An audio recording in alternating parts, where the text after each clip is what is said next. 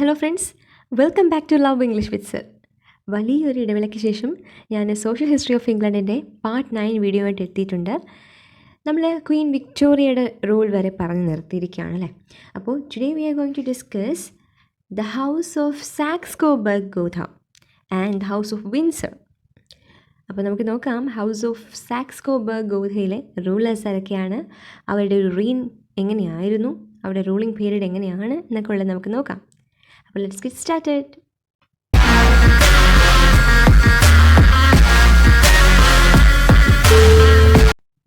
In the last video, we discussed about the ruling period of Queen Victoria and her major policies and her decisions and all those changes that will happen in the British society as well.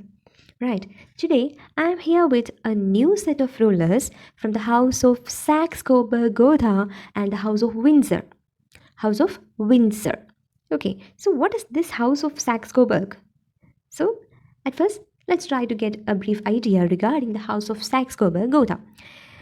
We can see the name Saxe-Coburg-Gotha came into the British royal family through a marriage. That was the marriage between Queen Victoria and Prince Albert. That was in the year 1840. Now you can see Prince Albert was the son of Ernst, Duke of Saxe-Coburg-Gotha. As you all know, Queen Victoria was the last monarch of the House of Hanover. So here we have the House of Saxe-Coburg as an emerging British dynasty, but it was actually short-lived. This particular house encompassed the reign of King Edward VII, who reigned for 9 years at the beginning of the modern age in the early years of the 20th century. So here we have a king named King Edward VII, and he ruled in the beginning years of the 20th century. And secondly, we have here one of the prominent kings, that is King George V. So he ruled from the first 7 years of his son, that is the Edward's son, that is King George V. He replaced the German sounding titles. So there was an anti-German attitude. So this particular king tried to remove all those German sounding titles with that of Windsor in 1917 during the First World War. So we can see this House of Saxe-Coburg was later replaced with the title House of Windsor. Okay, that was done by King George V. This name, Saxe-Coburg, survived in other European monarchies as well, including Belgian royal family and the former monarchies of Portugal and Bulgaria. So this title or this name of Saxe-Coburg was actually familiar to British people. So we can see their ruling started from the year 1901 and it was extended up to the year of 1917. So now we have the first king from the House of Saxe-Coburg, that is Edward VII. Edward VII was born at Buckingham Palace on 9th November 1841. So his parents were, you know them, who are they? Queen Victoria and Prince Albert, right. Edward VII was king of the United Kingdom of Great Britain and Ireland and the king of Commonwealth realms and of course the Emperor of India from 22nd January 1901 to his death on 6th May 1910. He was the first British monarch of the House of Saxe-Coburg-Gotha. Despite taking the name King Edward, he was actually known to his family as Bertie because his first name was Albert, remember, right? So from this name Albert, we got the name Bertie. So that was his pet name at home, okay. So this king, Edward, his main interest lay in the fields of foreign affairs, diplomatic missions, naval and military matters. We can see he was very fluent in French and German. So he could easily make a connection between these nations and he made a number of visits abroad. One of his most important foreign trips was an official visit to France in the spring of 1903 as the guest of President, that is French President Émile Loubet. So we can see this particular visit really helped in creating a rapport or to build a kind of Anglo-French relationship that is known as entité cordiale, which was an informal agreement that was setting out what territories were British and what territories were French colonies in the case of North Africa. So in the case of North Africa, here British and French they tried to establish colonies at this North Africa. Now they are dividing it, right? So, with the aim of preventing future wars between these two countries, they decided to make a formal agreement, an informal agreement, to get a clear vision regarding the territories. Okay. Now we can see Edward VII, mainly through his mother and his father in law, was related to nearly every other European monarch in the continent, right? And he came to be known as the uncle of Europe. So King Edward VII was otherwise known as uncle of Europe. We can see in the last years of his life, Edward was involved in a constitutional crisis when the Conservative majority in the House of Lords refused to pass a charter or a budget of People's Budget. It's known as People's Budget, and it was proposed by the Liberal government under the Prime Minister Herbert Henry Asquith. So we have here a conflict between Conservative Party and the Liberals. So Conservatives versus Liberals.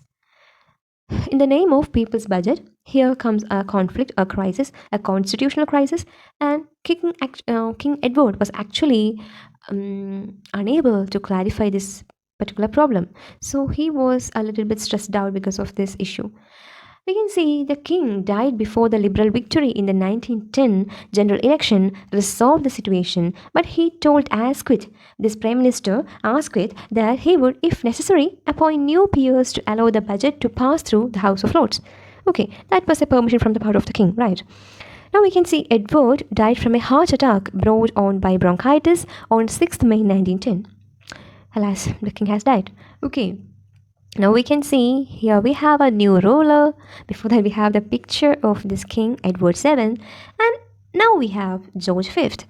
His ruling period was from 1910 to 1936. He was actually born at Marlborough House on 3rd June 1865. His parents were Edward VII and Queen Alexandra.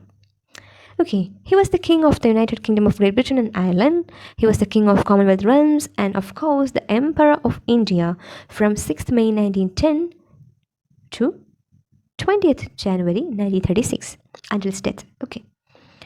We can see on 11th December 1911, the King George and Queen Mary traveled to India for the Delhi Darbar, where they were presented to Indian dignitaries and princes as the Emperor and Empress of India. We can see King George wore the newly created Imperial Crown of India at the ceremony. So he was very happy to wear Imperial Crown of India. So that was a newly created title for him. Later, the Emperor and Empress traveled throughout India visiting their new subjects, new places, new destinations. Right. As King and Queen, George and Mary saw Britain through World War First. So during the period of World War First, we have here the monarchs, George and Mary, as the protectors of Britain. We can see this war was fought against Germany amongst others, which made it a difficult time for the British royal family as they had many German relatives. So, at a later point of time, King decided to change the name of the British royal house from the German sounding House of Saxe-Coburg-Gotha to the House of Windsor. So he tried to get a new kind of an image, a new image for the British society or the British royal family by introducing English titles in the place of German titles. So he also renounced all use of German titles and styles for his British relatives. Okay, so he renounced and refused or even rejected all kinds of German related sounds and wordings and all kinds of German proceedings regarding the royal court. Okay, you can see World War First took its toll on George's health as well, and his health was rapidly worsening. He had always had a weak chest, and which was not helped by his smoking. He did live to see the silver jubilee of his reign in 1935, by which time he had become a well loved king. He was actually a very popular king, right? He was very much loved by his subjects. We can see George died on 20th January 1936 at Sandringham House in Norfolk. He was buried at St. George's Chapel, Windsor Castle. As you all know, he was the first monarch of the House of Windsor and he was introduced to the House of Windsor. So George V is here and he's the first monarch of the House of Windsor. So this is his photograph. And now we have the House of Windsor from 1917 onwards. So here is the first ruler from the House of Windsor, that is Edward VIII, right? Edward VIII, and we can see he was born at White Lodge, Richmond upon Thames, on 23rd June 1894. Edward was he was the eldest son of George V and Queen Mary. He was the king of the United Kingdom of Great Britain and Northern Ireland, of course, just like his previous rulers, and we can see the British dominions beyond the seas as well. He was the ruler of the British dominions beyond the seas as well. And he was, of course, the Emperor of India, and his ruling period was from 20th January 1936 until his abdication or his sacrifice of his powers on 11th December 1936. After which he was Prince Edward and then Duke of Windsor until his death on 28th May 1972. During World War II, he was the governor and commander-in-chief of Bahamas after spending a great deal of time in Bermuda. He was known to his family and close friends by his last Christian name, that is David. So he was popularly known for his family as David. Okay, his title of Edward VIII was only for his ruling period. And we can see King George V died on 20th January 1936 and Edward became King Edward VIII. Edward VIII became the first British monarch to fly in an aeroplane, and when he drove from Sandringham to London for his accession council. So he was the first king from Britain to fly in an aeroplane. We can see he got a very controversial marriage with Mrs. Simpson. So his marriage with Mrs. Simpson was controversial, and later we can see the Duke of Windsor married Mrs. Simpson in a private ceremony on 3rd June 1937 at France. Okay, in France. We can see none of the British royal family attended this marriage function because they were not ready to accept Mrs. Simpson as the royal bride. Okay. In 1937, the Duke and Duchess visited Germany as personal guests of the then Nazi leader Adolf Hitler. So that visit was much publicized by the German media rather than the English media. Okay, the couple then settled in France for a long period, and when the Germans invaded the north of France in May 1940, Windsor fled south, and they came to Lisbon and Spain and Biarritz. We can see in July the pair moved to Lisbon. In August, a British warship took them to the Bahamas, where the Duke of Windsor was made governor of Bahamas. He held the post until the end of the World War II in the year 1945. So, Duke of Windsor was the governor of Bahamas as well. The royal family never accepted the Duchess, and they were not happy to receive her formally. Although the former king sometimes met his mother and a brother after his abdication or the sacrifice of his ruling power, right? The Duke died of throat cancer in 1972 in Paris, and his body was returned to Britain for burial at Frogmore near Windsor Castle. We have here the Duchess, who is now a widow. She travelled to England to attend his funeral, that is, the Duke's funeral. She stayed at Buckingham Palace during her visit. The Duchess, on her death, after a long period, on her death a decade and a half later, we can see she was buried alongside her husband in Frogmore, simply as Wallis, his wife. So that was her title. Wallis, his wife. Whose wife? Duke's wife. The Duke and Duchess had no children. So their epic love story is really popular among British people. Okay. This is the picture of Duke and Duchess. Now we have here George VI. His ruling period was from 1936 to 1952. He was born at York Cottage on the Sandringham Estate in Norfolk on 14th November 1895. He was King of United States, the House of Windsor, and the Kingdom of Great Britain and Northern Ireland, and he was the British Dominions. We can see he was the ruler of the British Dominions beyond the seas from 11th December 1936 until his death on 6th February 1952. Of course, he was the ruler of India as well. He was the Emperor of India and the King of Ireland. George VI became the king and came to the throne after the abdication of his brother Edward VIII. We have already discussed about Edward VIII, right? Now we can see George VI was the king during the World War II. He was known as Bertie after his first name Albert to his family. We can see here when Edward VIII abdicated on 11 December 1936. However, Albert became King George VI. The growing likelihood of war in Europe would dominate the reign of King George VI. Initially, the king and queen took an appeasement stance against the Germany and the German dictator Adolf Hitler, but later we can see they supported the policy of Neville Chamberlain. In 1939, the king and queen visited Canada, from where they made a shorter visit to the United States of America. George was the first reigning British monarch to visit either of these countries, that is, Canada as well as US. Okay, the aim of this tour was mainly political, to shore up Atlantic support for Britain in any upcoming war. So that was a diplomatic mission from the part of Britain to approach America and Canada.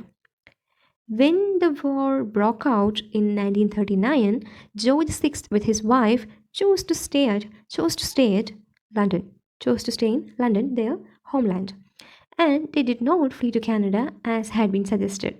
Earlier, many advisors, they tried to give them a solution for this problem by fleeing to Canada or to eloping to Canada, within quotations, eloping to Canada. But this king and queen, they never did that.